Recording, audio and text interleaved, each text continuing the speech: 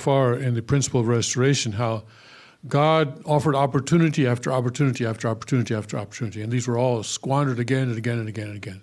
Even immediately after the fall, he offered Adam an opportunity to take responsibility. He offered Eve an opportunity to take responsibility. And then he was able to offer Abel an opportunity, and Abel and Cain an opportunity. And then when all that was squandered, we can say failed, but I think squandered is more of a word that we can use here. Then 10 generations, 1,600 years later. Again, these are symbolic years, all right, in reality. Maybe not 1,600 years, but anyway, 10 generations later, Noah's family had an opportunity. These were all opportunities to make good, to correct the mistake that was made in the Garden of Eden. And it was possible for people, if they had made the right decision and acted righteously in each case, there was an opportunity for the restoration to occur quickly, even right after the fall with Adam, if he had taken responsibility, or Eve, or Cain and Abel, or with Noah's family. There were opportunity after opportunity after opportunity to make right what went wrong in the Garden of Eden. But all of these opportunities were of course squandered. But now finally, with Abraham's family, the foundation of faith and the foundation of substance was established, and now the foundation for the Messiah was finally created. And this is what was necessary. The Messiah cannot be sent unless there's a foundation, because even if he's sent without a foundation, he cannot do his work. And it's not his job to get himself killed. It's his job to connect the people back to God and to bring God's lineage to the earth, and then to be as the second Adam, and to expand that lineage, from his family. So finally, with Jacob and Esau, the foundation of a substance was established for the first time, because Jacob was wise, and he was willing to go through 21 years of difficult situations in Haran under his uncle Laban. Even though he was deceived 10 times, he still kept at it. And he came back to Canaan with 2 wives and 2 maidservants with 12 sons. And when he met Esau, then he humbled himself to Esau and offered everything to Esau. Esau said, no, that's okay. You can keep it. I have enough of my own. But the important thing is that the 2 embraced. But then we know that Esau, though, went off and lived in another place, and they became the Edomites. And if you read the Old Testament, the Edomites come up again and again. They are eventually destroyed, but in the meantime, they caused the Israelites a lot of problems in terms of the military conflicts. So Father said that they should have, both the descendants of Jacob and Esau should have gone into Egypt together, but only the descendants of Jacob went in, and those of Esau did not. So, but anyway, the foundation Messiah is set. That's it. There it is. But Christ could not come right away. Jesus could not come right away. Why? Because Satan's side now was already developed to the point of ethnic groups, and so there were a lot of these tribes running around, and they would have smashed the Israelites. The Israelites were just a family. Come on, just a family, or barely a tribe. Or they had 12 sons, but each son didn't yet have their own tribes. So these God-sized population had to increase to a certain level where they would be able to receive the Messiah and have some kind of protection around the Messiah, so that he could do his work. So then the foundation for the Messiah was established through Jacob's victory, but this had to wait until time would pass, and the Israelites could have a much larger foundation. So that took then from Abraham to Jesus required 2,000 years. And that's basically the history of the Old Testament, following, beginning with the book of partway through Genesis and especially through Exodus and all the way to Malachi. The foundation of Messiah must be maintained up until the time the Messiah is sent. And it's God's responsibility to send the Messiah. And he will send the Messiah when there's some chance that the Messiah is going to be able to do what he needs to do. The unity between Esau and Jacob was necessary up until the time that the Messiah is sent. Jacob's family, his 12 sons and 70 family members, entered into travail in Egypt, but Esau's family was not included. This became a condition that Satan might be able to invade. As a result, in the future, when the Messiah came, Satan had a condition to strike him. Accordingly, in order to separate Satan, God sent the prophet Elijah to Israel and had him defeat 450 prophets of Baal and 400 prophets of Asherah on Mount Carmel and then destroy them. And that's in the Bible. Yeah. However, the wife of King Ahab, Queen Jezebel, refused to submit and sought to kill Elijah. Elijah fled, and after traveling for 40 days and 40 nights, spent the night in a cave on Mount Horeb. Eventually, later on, a chariot of fire and horses of fire appeared, and Elijah ascended to heaven on a whirlwind. As a result, because Satan would be able to strike Jesus in the future, God gave the prophecy that he would first send Elijah, the prophet. According to Malachi 4:5, we've read that already. The person to fulfill the mission of Elijah was John the Baptist. Unfortunately, despite being prepared, John the Baptist fell into unbelief. The Jewish leaders fell into unbelief. The chosen people of Israel fell into unbelief. And even Jesus' disciples fell into unbelief. As a consequence, Jesus Christ ended up dying on the cross. In the end, when the second coming of Christ comes after 2,000 years of preparation by God, and we're talking about the present day now, there is still a condition that Satan might attack him, and as such, at the time of the second coming, it will be also necessary for someone who can fulfill the mission of Elijah to appear. So the lessons that we have from Abraham's family, the human portion of responsibility is always necessary for the will to be accomplished, because God cannot accomplish his will alone. If he does, then his ideal of creation is destroyed. Human beings must be a part of it. They have to take part in it so as we can qualify to be lords of creation, to be the absolute object partners of God's love, to be God's children. So that it is God's grace that he continues patiently to work for us, to wait for us.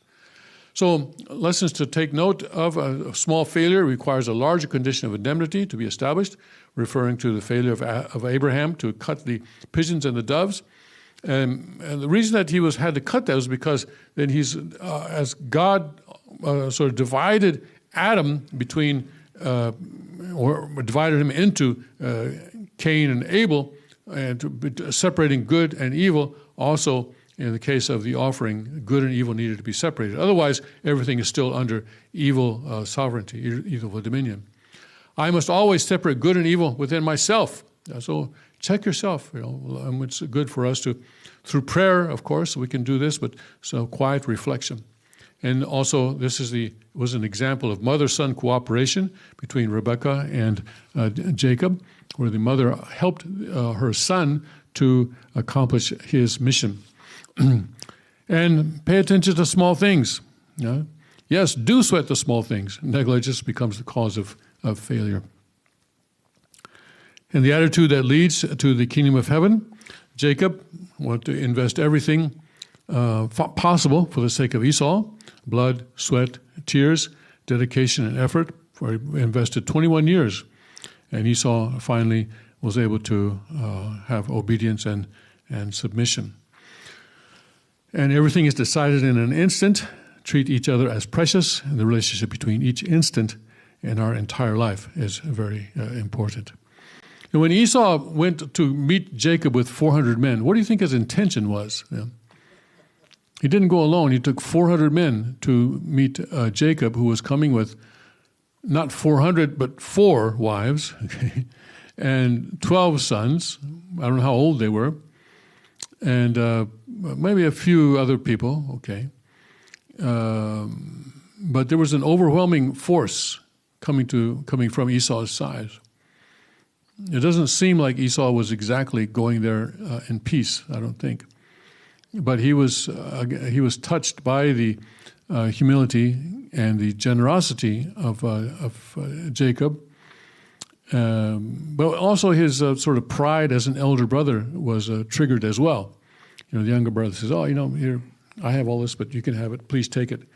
The older brother's pride, I think, goes, "No, I have enough. I don't need your stuff. I've got my own stuff." It's interesting to think about the relationship between Jacob and Esau and just exactly how that happened. But it was important for Jacob to wrestle the angel and gain that spiritual victory first before he met Esau. Because really, at that point, really, I think he certainly became, if he was not already, a really strong alpha person, a very self-confident person, having done that. Carrie, are you about to ask a question?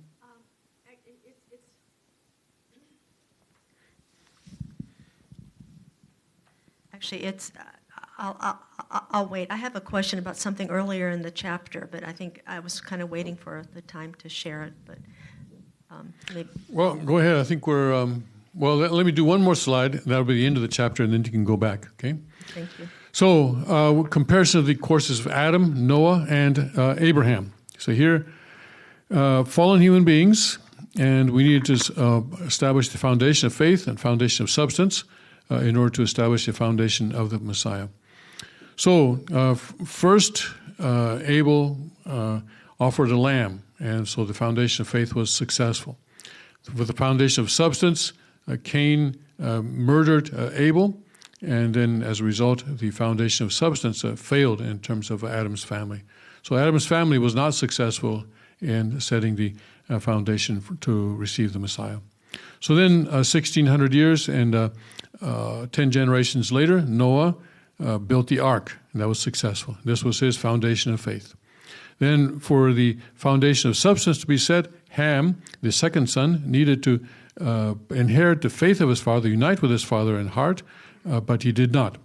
And so Shem actually never had a chance to be in a position to unite with his younger brother because his younger brother was not standing in the position where he should have been.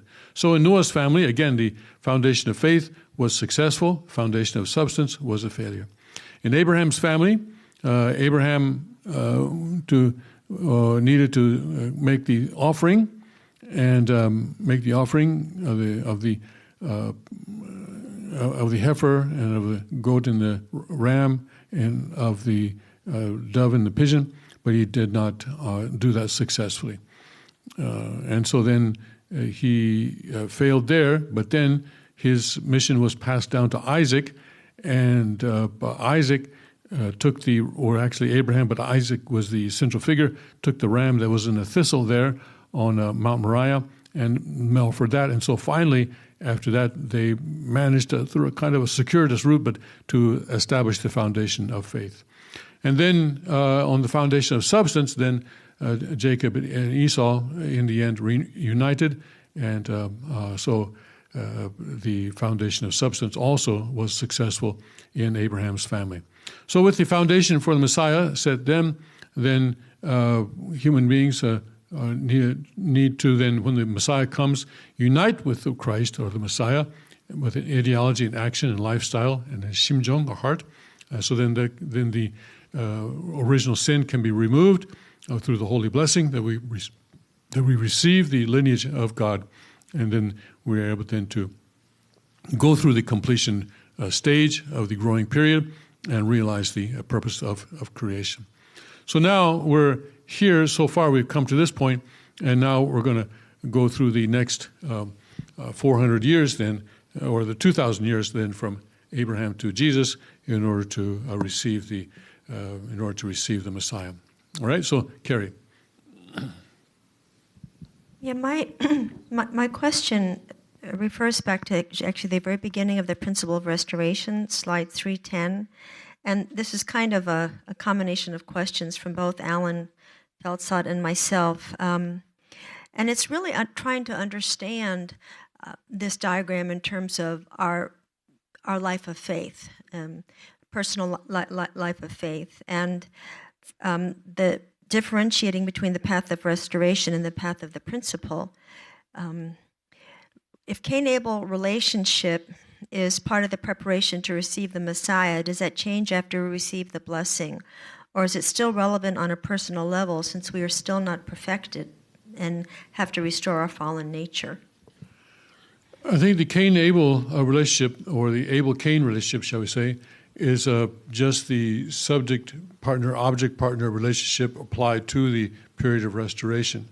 So after restoration, there's still the subject-partner, object-partner relationship. So it's just almost the same thing, actually, as because it was almost the same thing, just under a different name, right?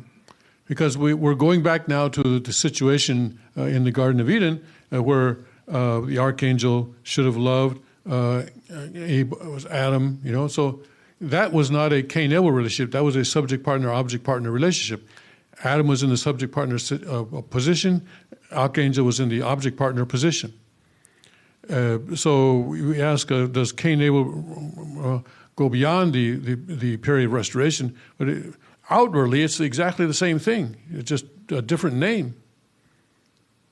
And maybe a different purpose now. You're not restoring, but you are, though. It is the way that we connect with God. Because God works through a point, through the subject partner.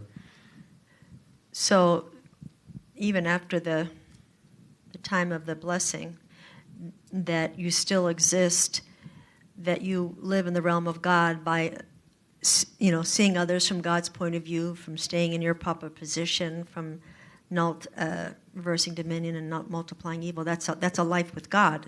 Amen. I see. Another question, and once again, this is kind of on a personal level, that the foundation to receive the Messiah is to lay the foundation of faith and foundation of substance. And especially as we have new people coming to Sanctuary, and they're going to be studying this, and they're going to wonder how it applies to their own life of faith. And many of them are also preparing for the blessing. So how do you explain foundation of faith and foundation of substance? What does that mean for someone who is here today in Sanctuary, and before the blessing and after the blessing?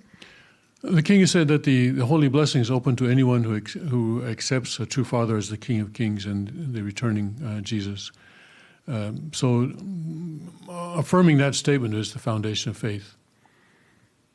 And then the foundation of substance then is to unite with the King and then participate in the Holy Wine ceremony and the Holy Blessing ceremony, I think.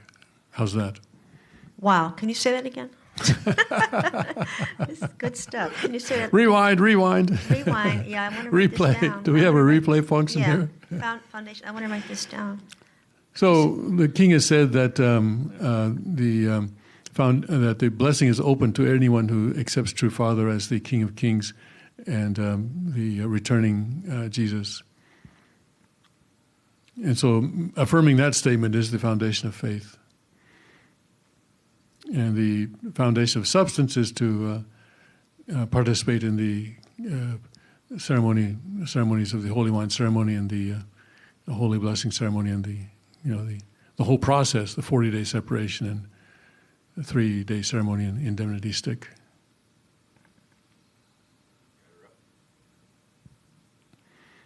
Okay. Were you about to raise your hand, Jenny?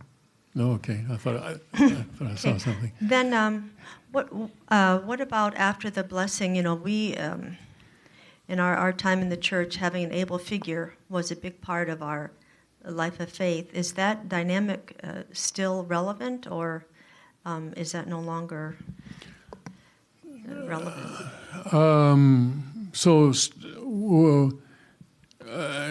We're still,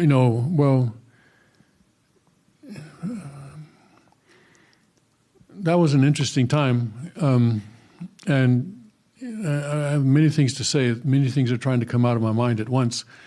One thing, of course, is that we kind of misunderstood the whole Cain-Abel dynamic, which made it kind of a authoritarian relationship, and that was a misunderstanding on our part. And if you look at Father's teachings, I think that's clear. There was a large sort of a bit of Confucianism inserted into this teaching, and so that it was kind of twisted in that way. But we've come through that. That was also maybe a kind of a process that, but I think we've come through that now. But right now, in the process of restoring the world, the second king stands in the able position to all of us in the entire humanity, to close to 8 billion human beings in the world. And so, because he is the true Father's representative on earth, and all people on earth need to unite with him, directly or indirectly. And we see that more and more people are able to do that, especially Second Amendment Christians. So,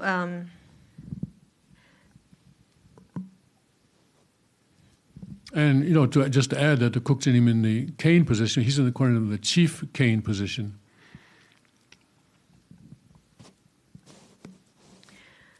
So then actually it's still extremely important. Today, sure, yeah. Until God's restoration providence is finished, and we're still a ways from that. Yeah, because acknowledging and attending the second king in the able position is but that's not, is that in a restorational context, or that's really in the order of heaven, right? It's not, we understood both. Both. So if you're in a restoration context, and it's Abel and Cain. If you're not in a restorational context, it's subject partner, object partner. So, but externally, it looks the same, doesn't it? Yeah, and now that God's lineage is on earth, then it's it can be understood in Abel Cain, but it's really the order of the kingdom, is it not? Well, it is that too, yes. So it's all those. It's all of those. It depends on your position, yes. If you're still in the process of restoration, or if you're doing, but the world as a whole is still in the process of restoration, I think. Yeah. What does it mean when Father says restoration is over? Well, I think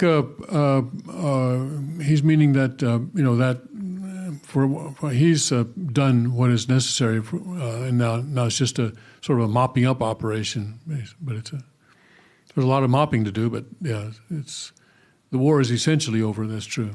Especially with true parents now united at a cosmic perfection level, it's essentially over.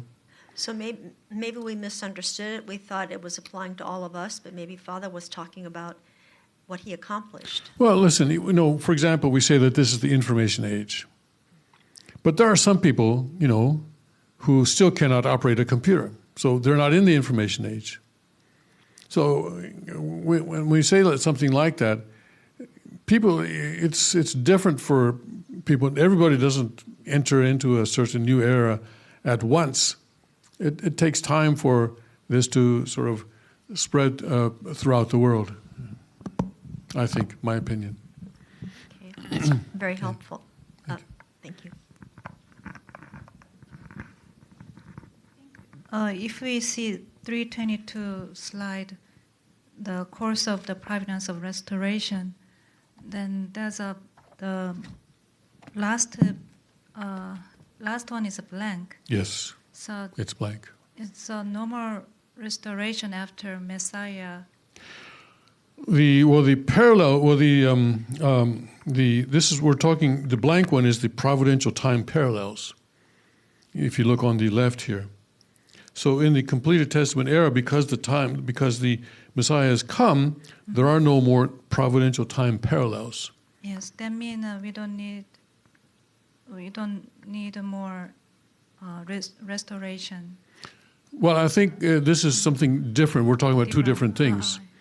The purpose of the time parallels is to bring about the foundation for the second coming of Christ to be born. And that ended in 1920. And so after 1920, there's no more need for parallels, because now, until then, history keeps repeating itself. Yeah. But now it can go forward. Yes. No need to keep on doing the same thing over and over again. Okay?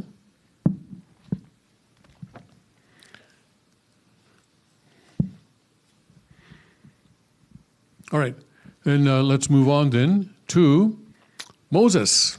Okay, so Moses is a very interesting situation, isn't it? They go from Egypt, and here again it takes 3 tries to actually get there. And again, opportunities are given and opportunities are squandered. But eventually, eventually,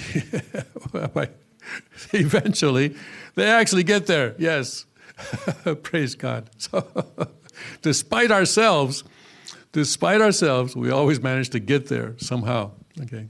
But anyway, let's look at what happened with the course of Moses. The providence of restoration centering on Moses and Jesus. And there's a close connection between Moses and Jesus, because Moses is taking people to Canaan, and Jesus is taking people to spiritual Canaan. And so Moses is actually kind of setting the course for Jesus to follow. Amos 3:7 in the Old Testament says, "Surely the Lord God does nothing without revealing his secrets to his servants, the prophets." God always is educating. He's educating. And so he's not about doing things unilaterally. So he will tell his prophets what's going on before it actually happens. The secrets of God's providence of restoration. God had the prophets walk the way to model the path for humanity. And this is the path of fallen human beings and the path for the subjugation, the natural subjugation of Satan. So Jacob went through the symbolic course. Again, this is symbolic, and so this is why the number of years, for example, are not necessarily, in fact, not at all, literal years that we can talk. But so this is the model course for bringing Satan to submission by bringing Esau to submission. And then Moses walked what's called the image course for bringing Satan to submission on the ethnic group level. And Acts 3:22, and I believe this would be where Peter is giving a sermon. And let's see here. And in Acts chapter 3, yes, Peter and John go into the temple at the hour of prayer, and Peter stands up and starts speaking. And in the process of that, he says, "For Moses truly said unto the fathers, a prophet shall the Lord your God raise up unto you, and your brethren like unto me, him shall ye hear in all things whatsoever he shall say unto you," and so forth. Okay, so then, Peter, and that sermon that he gave to the Jewish people in Jerusalem, I believe this was, right? I think. Okay, was it in Jerusalem? Anyway, this is a sermon that he gave. Then Jesus walked in the substantial course. He pioneered the course to substantially and actually bring Satan to submission. Educated humanity, educated, right? God is an educator, not a dictator. Educated humanity so that they could walk that path and bring Satan to submission. It says in John 5:19, where he says,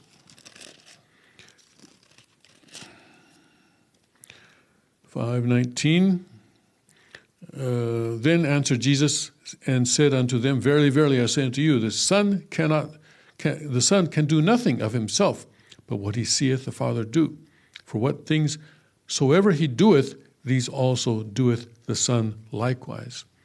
So there's a course that is set for Jesus, and he has to stay within the course that has been set for him.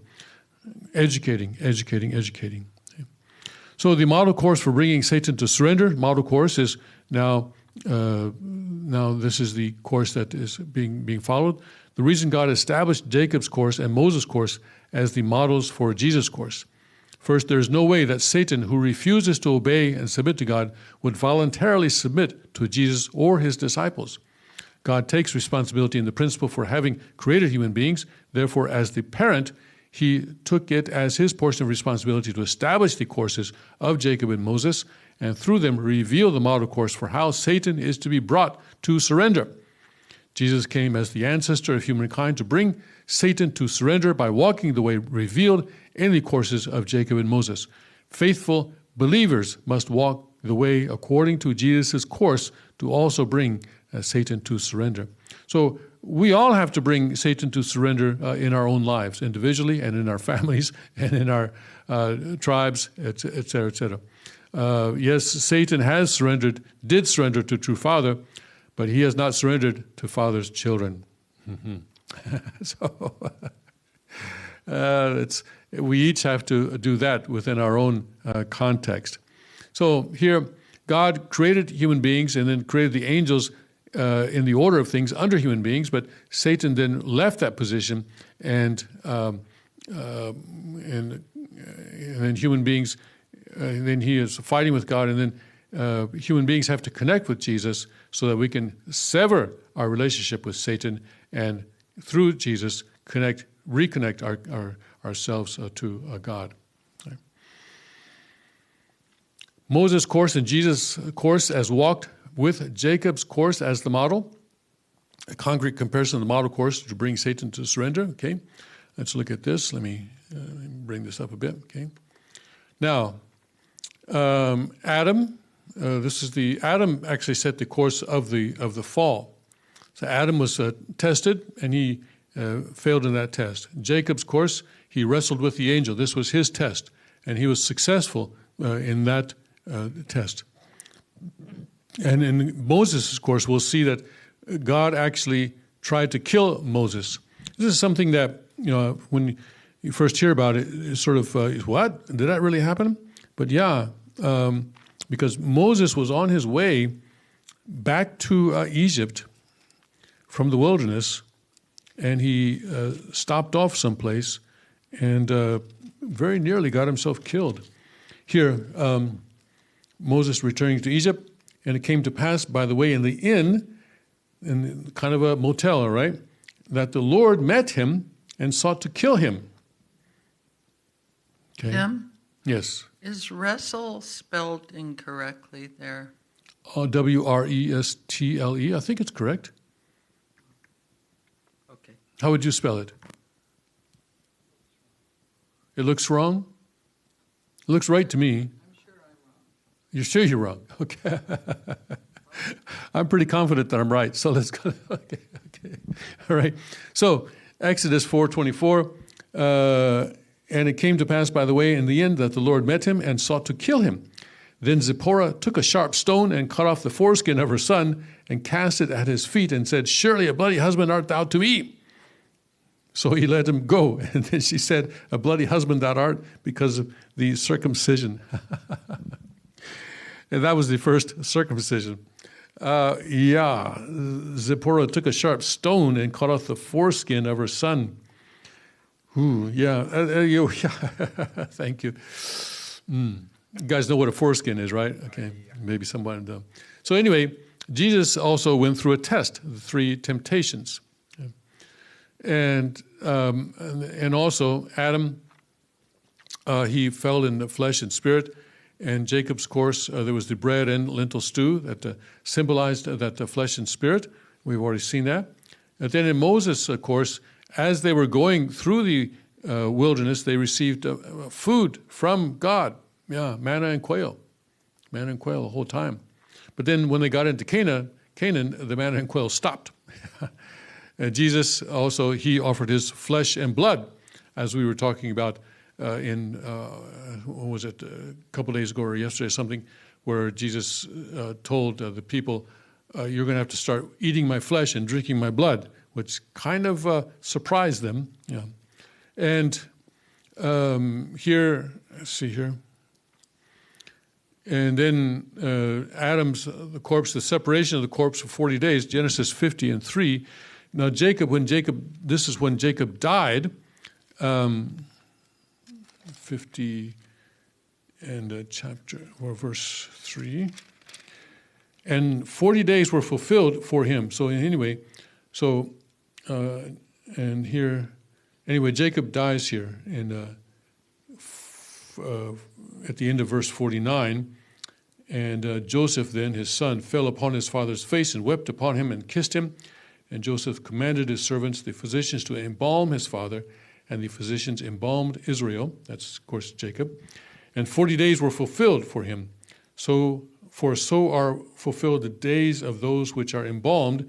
And the Egyptians mourned for him 60 days, which actually be 70 days. So the separation of the corpse for 40 days.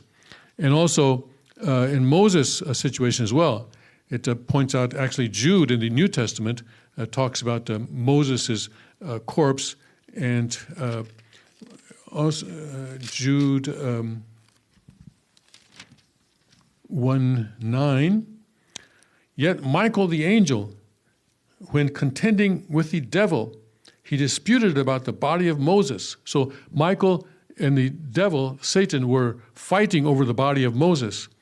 Durst not bring against him a railing accusation, but said, the Lord rebuke thee.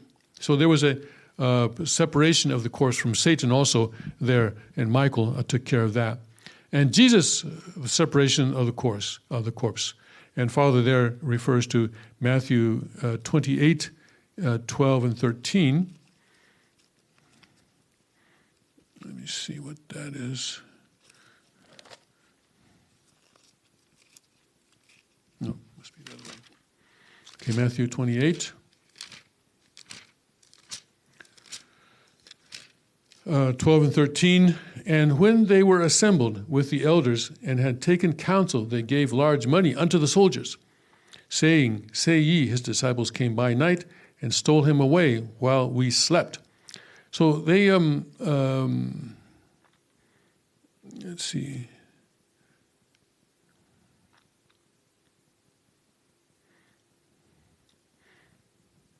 Okay, so they're also bribing the soldiers in that way.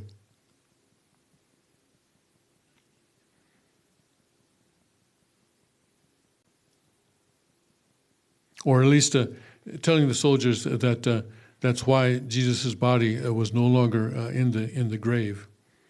Okay, so there was this separation from Satan as well. Jesus' actual physical body, though, did not resuscitate. It was taken by someone who respects Jesus, probably Joseph of Arimathea, and was reburied in another location. And, if Christians say it was resuscitated, then they have to answer the question, okay, what happened at the ascension? The disciples saw Jesus rising into the heaven. So if you say that the physical body was resuscitated, was the physical body rising up into heaven? No, it was Jesus' physical, not physical self, but his spiritual self that was rising up into the heaven that the disciples saw. And we see in many cases that, human beings have trouble telling the difference between an actual physical human being and a spirit self or an angel, in other words, a spirit being. And so people may have thought that it was Jesus' physical body that they were seeing, but it was actually not the case. All right, and also the relationship of numbers. Here, Jacob goes through a 3-day course in Genesis 31:22. Anyway, all these numbers are fulfilled through Jacob's course, And he rose up that night and took his 2 wives, his 2 women servants, and his 11 sons, and passed over the ford of Jabbok. So, and then 31, that's 31:22. And so, that really, I'm sorry, that's 32. Let's go to 31:32. Right, okay, so with whomsoever thou findest thy gods, let him not live before our brethren. Discern, no, I'm sorry, 22. Okay, so let's get it. Okay. So, yeah, and it was told Laban on the 3rd day that Jacob had fled. So Jacob, after he has his 2 wives, 2 maidservants, and all the assets, then he leaves Haran without telling Laban. And Laban was off someplace, and he didn't learn until the 3rd day that Jacob had left. And the 12 generations, then 12 sons that Jacob had, and 70 family members, are analogous to the 7 days of creation. And then, in the case of we're talking about Moses here now. Moses separates the course, and then also the Exodus chapter 5, verse 3. Also, he has a 3-day course.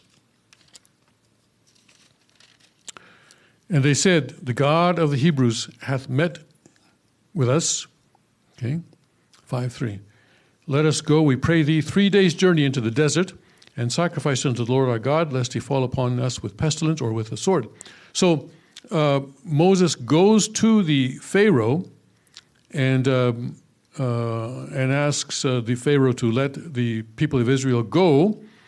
And as an excuse or as a reason, they say, well, we just want to go 3 days into the desert. We'll be back. We just want to go 3 days into the desert and come back. Okay, but we need to go into the desert to worship our God. And if we don't do that, then he's going to cause sorts of problems for us, pestilence or the sword. So there was this 3-day course that they said. And then 12 tribes of Israel, 70 elders, in Exodus 24:1. They were organized in that way as they were leaving. 24:1. And he said unto Moses, come up unto the Lord, thou and Aaron, Nadab, and Abihu, and 70 of the elders of Israel, and worship ye afar off. This is 24:1. Okay. And here,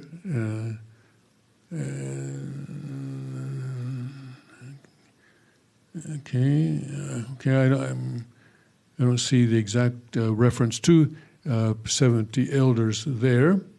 Oh yeah, okay, 70 of the elders of Israel. Okay, those are the 70 elders, right? Yes, with the 70 elders. All right. So then, the Jacob had to cross the ford of Jabbok. Moses had to cross the Red Sea, and we know about that. We know that from the movies. And father-son cooperation, so, very dramatic scenes in any movie about Moses. And here also, with Moses as well, there was mother-son cooperation because originally Moses was not supposed to live. And because the Pharaoh charged all his people, saying, every son that is born ye shall cast into the river, and every daughter ye shall save alive. So he wanted all these sons of the Jews to be drowned in the river. But Moses' mother saved him. It says here in chapter 2, and there went a man of the house of Levi and took a wife, a daughter of Levi, and the woman conceived and bare a son. And when she saw him that he was a goodly child, she hid him 3 months. And when she could not longer hide him, she took for him an ark of bulrushes and daubed it with slime and with pitch, and put the child therein. And she laid it in the flags by the river's bank. So she put him in the river like she was supposed to, but she built a little basket for him. And she insulated it so that it wouldn't sink. She waterproofed it. Right? And then she put it in the little weeds there by the at the edge of the river. Okay? And then basically, of course, the Pharaoh's daughter finds this and says, "Oh, what a cute child!" And takes the child back to the palace, and then they say, well, we're going to need a woman to be sort of a nursemaid, and then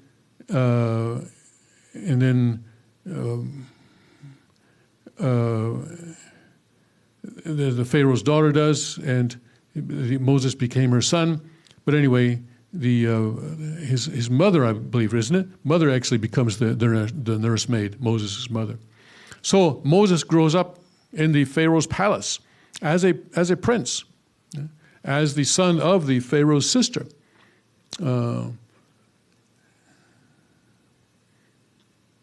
Pharaoh's daughter, I'm sorry, Pharaoh's daughter. Yes, Pharaoh's daughter. So Moses grows up in a very privileged environment.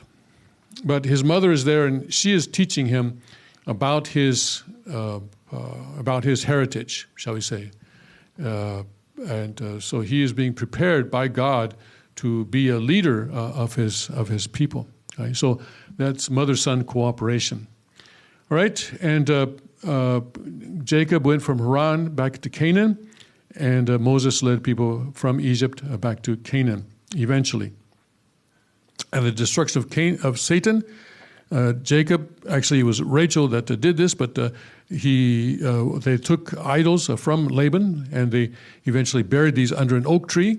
And also in the case of Moses, there was the whole thing of the golden calf, which was also destroyed during the course. So Jesus' course was set by Jacob and Moses, and so Jesus went a similar way. Although, the three temptations, for example, could have happened in a much easier, much other way if John had united with Jesus.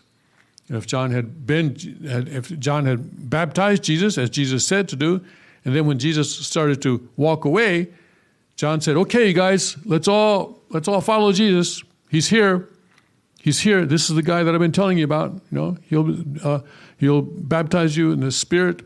I've only been baptizing with water, so he's here now. Let's go. Let's follow him and see what he wants us to do." That would have been a very different situation, but Jesus probably would not have had to go into the wilderness for 40 days, fasting for 40 days, and certainly would not have been attacked by Satan in the way that he was. But here, this is now where he is tempted by Satan 3 times. Now, flesh and spirit, Jesus offers his flesh and blood, the separation of the course, the 3-day course, the 12 disciples and the 70 followers, and the turbulent waters, the staff, where's here Jesus, let's see what it says in Revelation 12 and 5.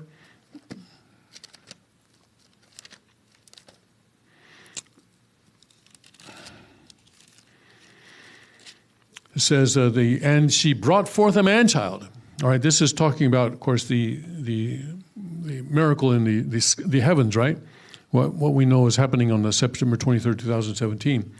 And she brought forth a man-child who was to rule the nation with a rod of iron, and her child was caught up unto God and to his throne. So Moses had a rod and also a staff, that is to say, and Jacob also had a staff. And also then Jesus in Revelation has a staff or a rod. And also in 2:27 as well, he has a rod, right? He has a rod, yes. And he shall rule them with a rod of iron. As the vessels of a potter shall they be broken to shivers, even as I received of my Father. So there's this parallel as well.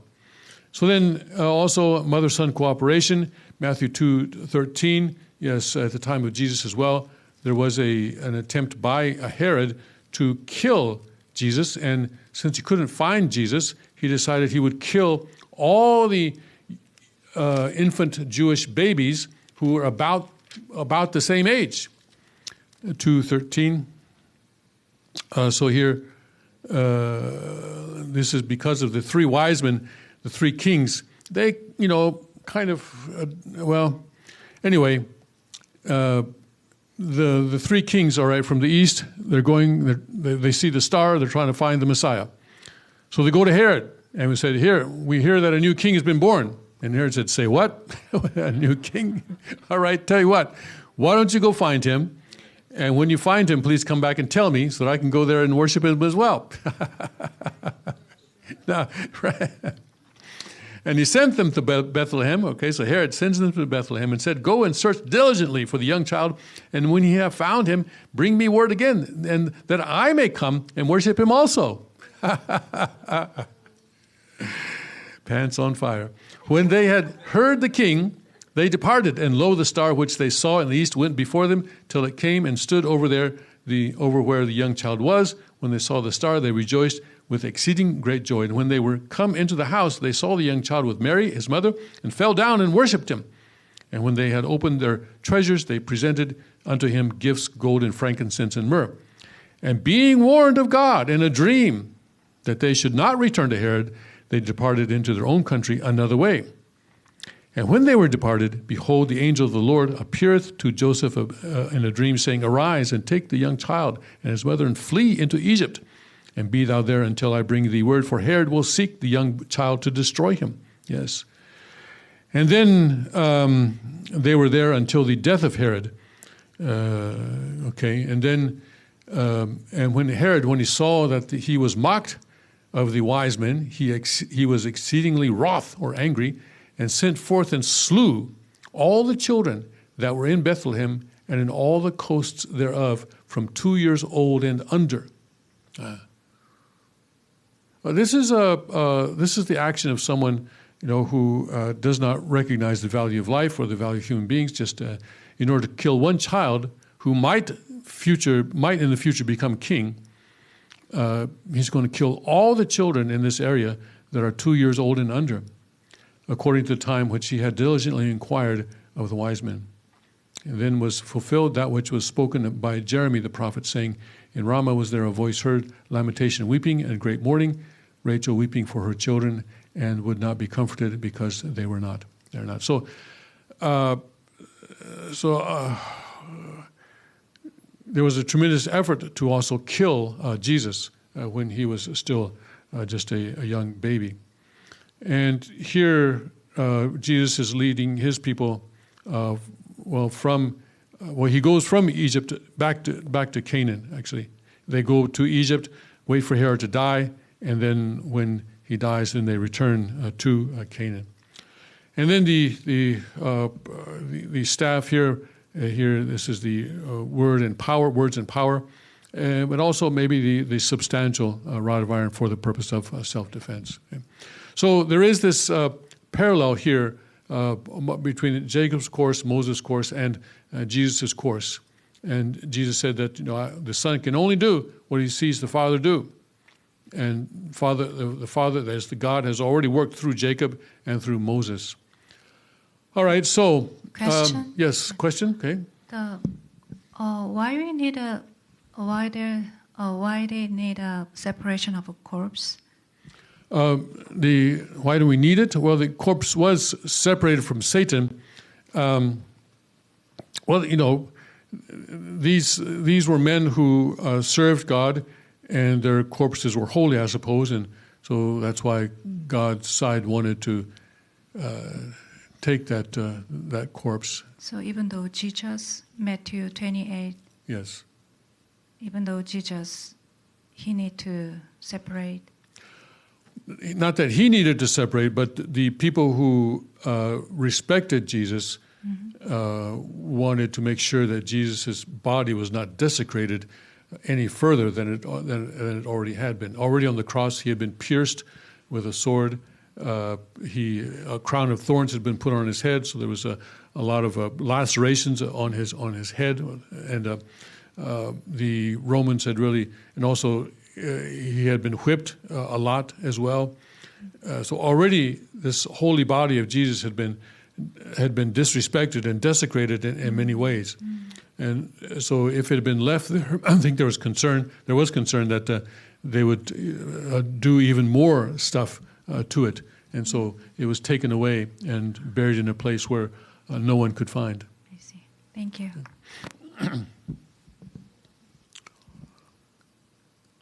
All right. So then let's go to the overview of the...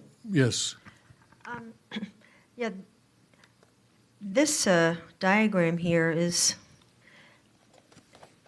there's just so much to it. I feel like I'll be honest, the whole Moses and Jesus, that's the longest, I believe, chapter in the Divine Principle, but I've never really I feel like I'm just beginning to dig into it, and I'm really trying to understand like symbolic versus image versus substantial. Like, for example, could you just, for like the flesh and spirit, could you just explain like why Jacob's course is symbolic, bread and lentil, but why Moses' course is image, manna and quail?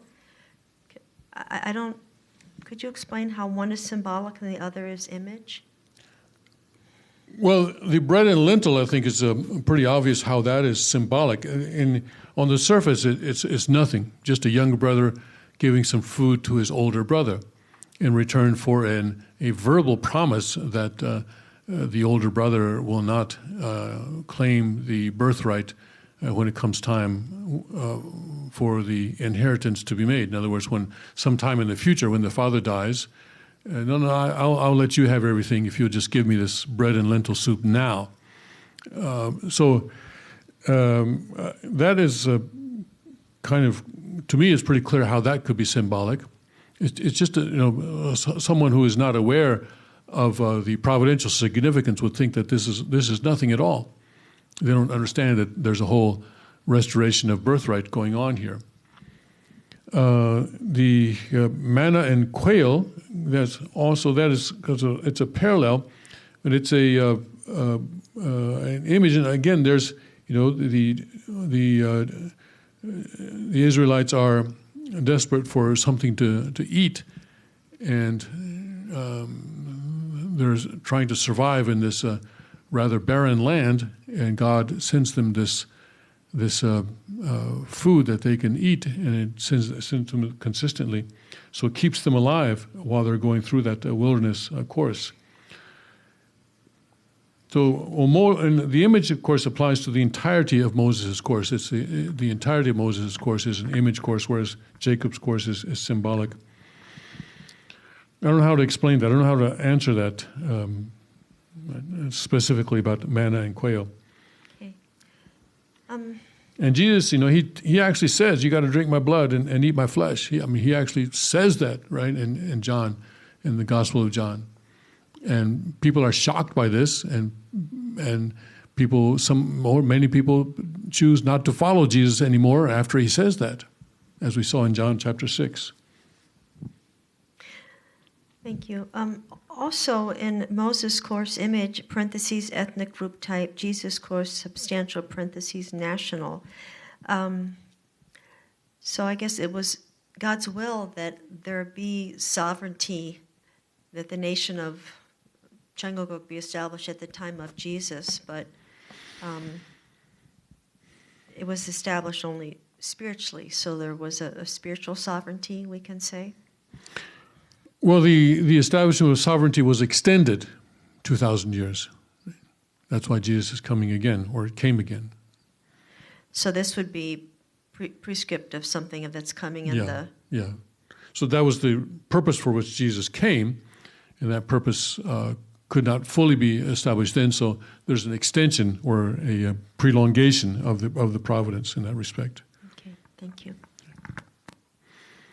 Okay, let's take a short break, and we'll come back at 2:15 to resume.